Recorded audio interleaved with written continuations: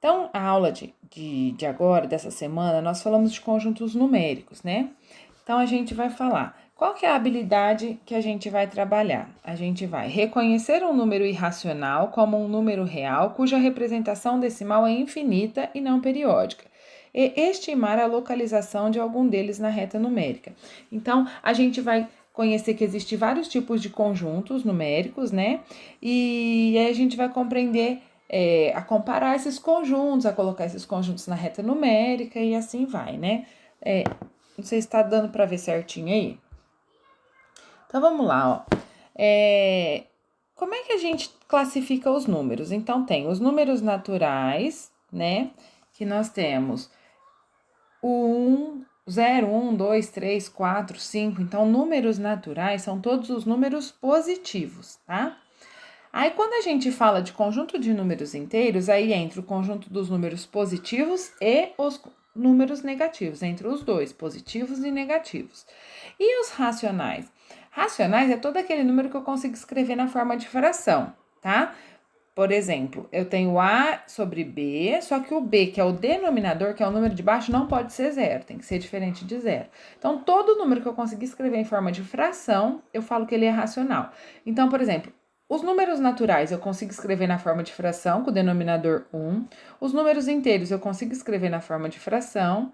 E os racionais, o que entra aqui que é diferente? Então, as frações entra que é diferente dos inteiros, né? E as dízimas periódicas, né? Então, aqui eu posso falar que os números naturais estão dentro do conjunto dos inteiros, né? Porque os naturais são só os positivos, os inteiros são os positivos e os negativos, tá? E aí, o conjunto dos inteiros está dentro dos racionais, porque todos esses números podem ser escritos na forma de fração. Então, a gente tem que os naturais estão dentro dos inteiros e os inteiros estão dentro dos racionais, tá? E aí, a gente vai para essa perguntinha aí, ó. Se as afirmações a seguir são verdadeiras ou falsas e corrige as falsas. Então, a gente vai ver qual que é verdadeira, qual que é falsa, e se for falsa, a gente vai colocar o porquê que é falso, tá?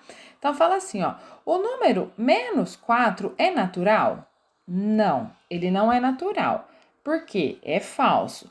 Número natural são só os números positivos, 0, 1, 2, 3, até infinito positivo, tá? Então, é falsa. O conjunto dos números naturais não engloba os números negativos, é só os números positivos, tá? A letra B fala assim: o número 0 está contido no conjunto dos inteiros? Sim, o número 0 está contido em todos os conjuntos, tá? Aí na atividade a próxima, o conjunto dos racionais pertence ao conjunto dos inteiros? Racionais está dentro dos inteiros? Não. É falsa, é ao contrário, né? É os inteiros que tá dentro do conjunto dos racionais, né? Por quê? Porque os inteiros são positivos e negativos, só que não é fração, né? Então a gente não pode colocar em grupo separado, tá? Tá ficando claro? Tá dando para entender? O conjunto dos números irracionais contém os números que não podem ser escritos na forma de fração. Então, o que é os irracionais? Irracionais é aqueles que não conseguem ser escritos na forma de fração. Por exemplo, dízimas não periódicas, né? O que são as dízimas não periódicas? O número π é uma dízima não periódica, que é a representação desse númerozinho aí, ó. Esse Rzinho aqui, ó, é o número π, tá? E esse número eu não consigo escrever ele na forma de fração, porque ele é uma dízima não periódica, ele dá uma sequência e esses números não se repetem, tá? Esse E também é um número usado na matemática, também ele é uma dízima não periódica. Esses números na sequência aqui, ó, eles não se repetem. Então, quando a dízima periódica, esse período repete. Não periódica, eles não repetem. Então, eles fazem parte do conjunto dos racionais, tá? Aqui, raiz quadrada de 5, raiz quadrada, menos raiz quadrada de 7, raiz cúbica de menos 9. Se eu colocar esses valores na calculadora, eu vou ver que são números que vai ser uma dízima não periódica. Então, aí eu abordo eles como conjunto dos números irracionais, certo? Aí a gente vai... aqui também é uma retomada, né, que vai fazer. Então, a gente vai ter a representação que a gente fala diagrama de Van Euler, é essa daí que a gente fala que o conjunto dos naturais está dentro do conjunto dos inteiros, que é o Z, que está dentro do conjunto dos racionais, que é o quê? E os irracionais é um número à parte, é um conjunto à parte, então ele fica separadinho ali, tá? Porque ele não faz parte de nenhum desses outros conjuntos. E todos esses números juntos formam o conjunto dos números irracionais, tá? Então, se a gente montar num conjunto grande, eu vou ter os racionais e os irracionais, tá? Então, que são os números que são escritos na forma de fração e os que não são escritos na forma de fração. Aí teve uma atividade assim, ó. Verifique se as afirmações a seguir são verdadeiras ou falsas e corrija as falsas. Então, fala assim, ó. A dízima periódica 033333 está contida no conjunto dos racionais e dos reais? Sim, é verdadeira. Por quê? Dízima periódica eu consigo escrever na forma de fração, então ela está no conjunto dos racionais. E o conjunto dos racionais está dentro do conjunto dos reais, né? A raiz quadrada de 2 pertence ao conjunto dos inteiros e ao conjunto dos irracionais? Não, é falsa, porque ela pertence ao conjunto dos irracionais, que são os números que não podem ser escritos na forma de fração, mas os inteiros não, porque o que é o conjunto dos inteiros? Os números positivos e negativos. Então, não entra no conjunto dos inteiros, por isso que essa afirmação é falsa. E aí fala na letra F. O número 3,14, 15, 92, 65, 35, 9 pertence ao conjunto dos racionais e ao conjunto dos irracionais? Aí é falsa também. Por quê? Porque é um número racional, não pode ser irracional. Lembra? Conjunto do racional pode ser escrito na forma de fração. Irracional não pode ser escrito na forma de fração, né? Aí acabou, foi a aula da segunda-feira aqui, né? Aí, a aula da terça-feira, a gente vai falar um pouquinho sobre conhecer os números na reta numérica, né? Então, vamos lá. A gente tem lá a reta numérica, né? Agora, quando a gente conhece o conjunto dos números, a gente vai ver que tem números que ficam entre ali. Por exemplo, eu tenho a reta numérica 0, 1, 2, 3, 4, 5, 6. Entre o 0 e o 1, existem infinitos números ali que a gente pode falar sobre eles, né? Então, quando a gente fala entre o 0 e o 1, tem infinitos números ali. Se eu falar assim, 0,1 e 0,2, existem infinitos números ali. Então, agora a gente já conhece um campo mais amplo dos conjuntos numéricos, que são os números que estão na reta numérica, né? Então, a reta numérica é uma relação feita entre os números reais e a reta qualquer, onde cada ponto representa um único número real. Então, tá vendo ali, ó? Eu tenho várias representações, por exemplo, o menos π tá ali, eu tenho menos 1,5 também tá na reta, raiz quadrada de 2 também tá na reta, 23 quintos também tá na reta, então a gente tem várias representações, né? Então, vamos lá. Aí fala assim, ó. Encontre o número H e represente-o na reta numérica. H é o oposto de 3. Então, vamos guardar isso. Quando eu falar que o número é oposto, significa que é o mesmo valor, porém com sinal diferente. Então, o 3 está sem sinal, ele é positivo. O que é o oposto do número? Então, seria o menos 3, né? Então, se eu procurar numa reta numérica, o 3, onde que está o 3? Tá? Do lado direito do zero. E o menos 3 do lado na esquerda do zero. Então, onde que ele está representado? Ali onde que tá aquela flechinha, tá? Então, o que que a gente tem que guardar? Que o número oposto é o número com sinal invertido, certo? Agora aqui, ó. Identifique a qual número se refere cada tópico e construa uma reta numérica, localizando-a na reta. Então, letra A, o oposto de 2. O que é o oposto de 2? O oposto de 2 vai ser o menos 2, certo? Letra B, 1/6. 1/6 a gente vai representar na fração 1/6, né? E letra D, a quarta parte de menos 16. Então, vou pegar menos 16, pegar a quarta parte. Então, eu vou dividir por 4. Então, vamos achar cada um na reta. Então, a letra A. Onde que estaria a letra A? O menos 2. Então, estaria ali na reta o menos 2. É a letra A. A letra B. 1/6 é 1/6. Então, é como se eu pegasse uma parte e dividisse em 6 partes iguais, né? Então, quando eu pego uma parte e divido em 6 partes iguais, vai estar entre quem? Entre o 0 e o 1. Então, vai ser ali, ó, uma partezinha. Então, 1/6 é como se eu pegasse do 0 a 1, dividisse em 6 partes iguais e pegasse só uma parte. Então, a letra B vai estar ali bem pertinho do zero, tá? E a letra D tá falando assim, ó, a quarta parte de menos 16. Então, menos 16 dividido por 4, eu vou ter a quarta parte, né? E aí, eu vou pegar e vou fazer menos 16 dividido por 4 vai dar menos 4. Então, ele vai estar onde? Ali no menos 4 é a posição D dele, certo? Tranquilo? Aí, a gente tem o exemplo 2. Encontre o número t e represente-o na reta numérica. Então, o t, a raiz quadrada de 2,56. Nossa, professor, como é que eu vou achar a raiz quadrada de 2,56? Eu vou fazer raiz quadrada, eu vou fazer esse 2,56 virar fração. Lembra, coloca o número sem a vírgula, o traço da fração embaixo. Coloca a quantidade de zeros de acordo com os números que vem depois da vírgula. Então, vai dar 256 sobre 100. Aí, eu vou tirar raiz quadrada de 256 e raiz quadrada de 100. Quando eu tiro raiz quadrada, só lembrando, raiz quadrada é o número que vezes ele mesmo vai dar o número que está dentro da raiz. Então, raiz quadrada de 256 é 16 e de 100 é 10. Então, vai dar 16 sobre 10. Se eu passar isso para decimal, que é só dividir o número de cima pelo número de baixo, vai dar 1,6, né? Então, 1,6 na reta numérica vai estar entre o 1 e o 2, né? Então, é como se eu tivesse dividido o 1 em 10 partes e vou pegar a sexta parte. Então, 1,6 vai estar depois do 1,5, 1,6. Então, a letra T estaria nessa posição, certo? Agora, a gente vai ali, ó.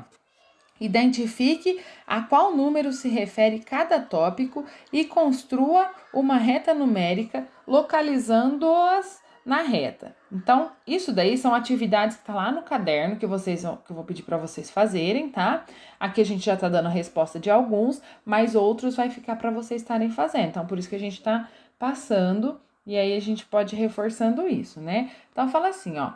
A letra E é a raiz quadrada de 6,25. Como é que eu vou calcular a raiz quadrada de 6,25? Do mesmo esquema que eu fiz.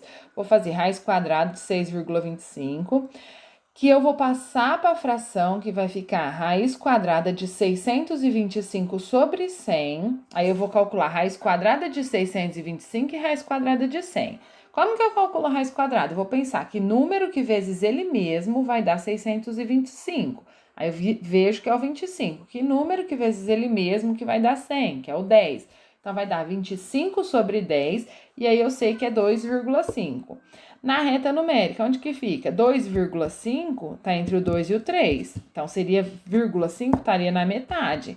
Então, esse ponto estaria aí na letra E, certo? E a letra F, mais uma aí para identificar. Identifique qual número se refere a cada tópico. Então, tá lá, raiz quadrada de 0,25. Eu vou fazer o mesmo esquema.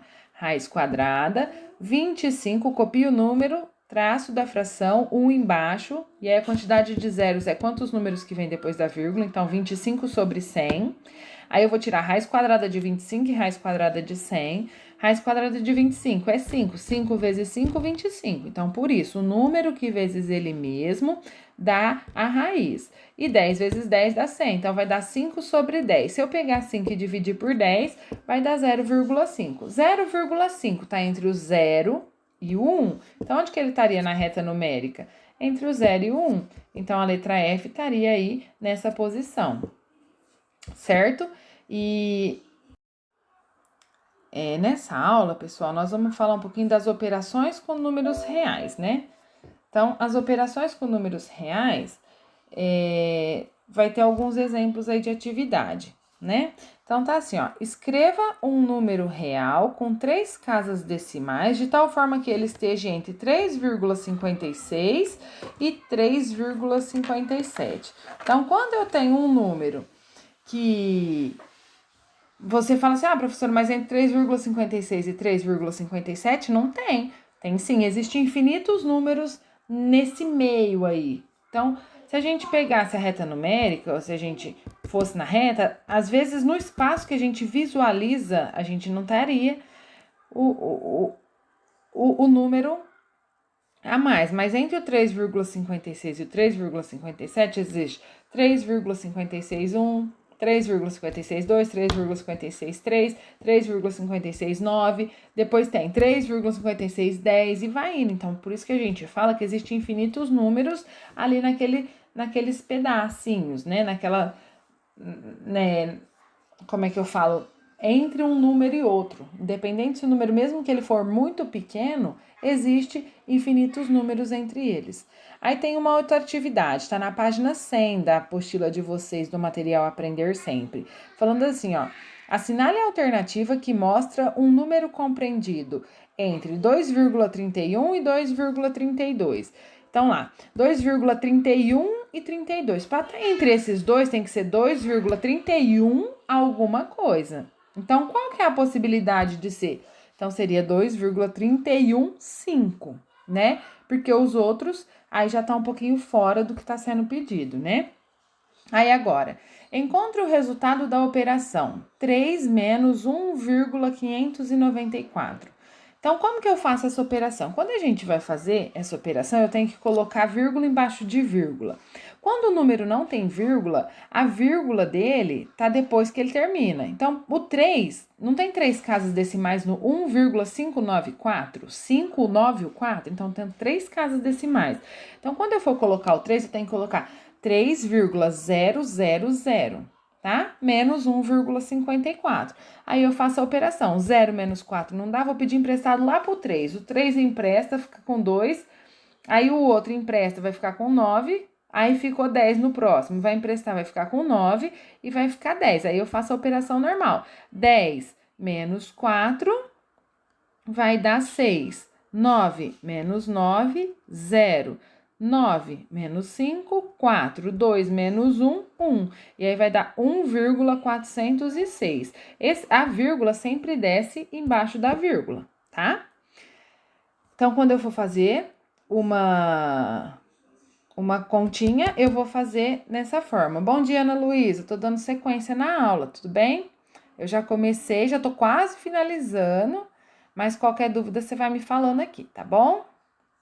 Então, vamos lá.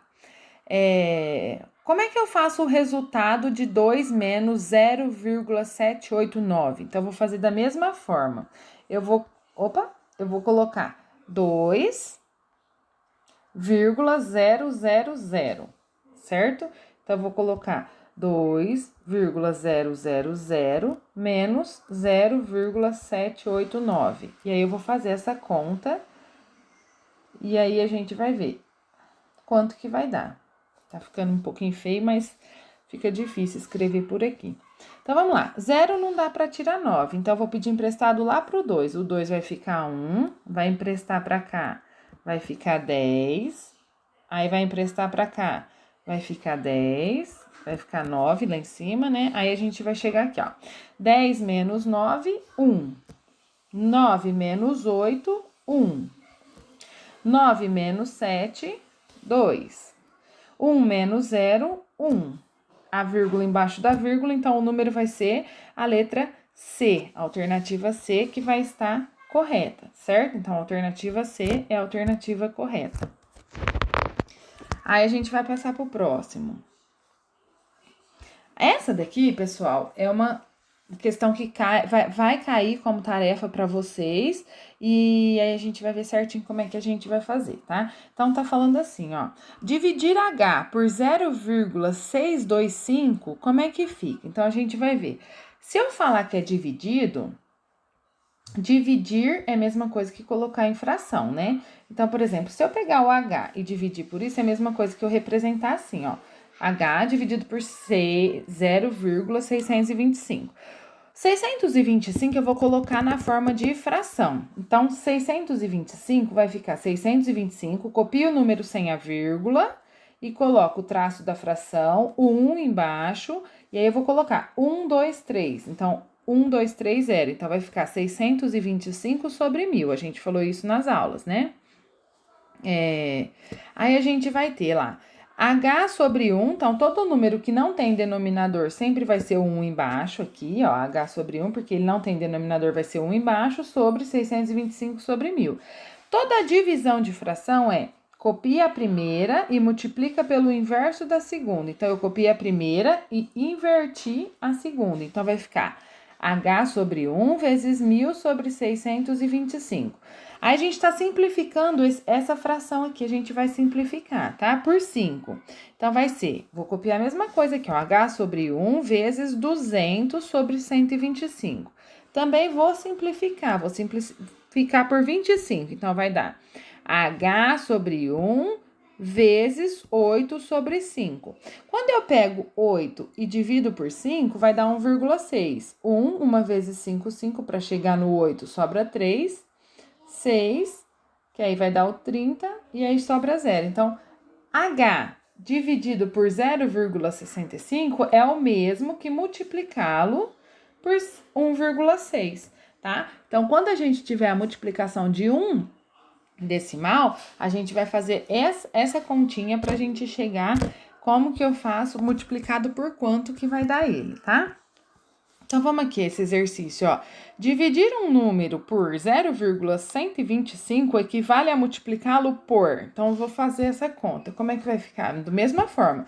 Dividir um número, eu não sei que número que é, eu vou chamar de x. Então, vai ficar x dividido por 0,125. Aí, 0,125 vai ser 125 sobre 1.000. X vai ser x sobre 1.